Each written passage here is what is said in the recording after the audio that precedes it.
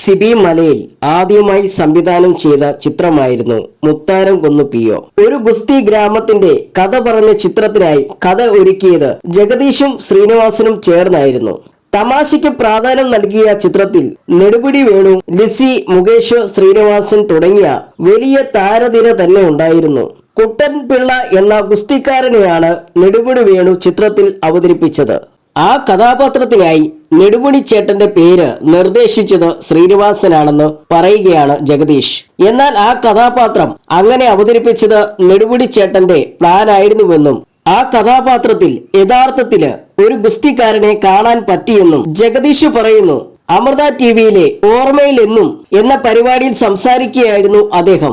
ശ്രീനിയാണ് പറഞ്ഞത് ആ കഥാപാത്രം വേണുചേട്ടൻ ചെയ്താൽ നന്നായിരിക്കുമെന്ന്. അത് കേട്ടപ്പോൾ എനിക്കും ഓക്കെ എന്ന് തോന്നി.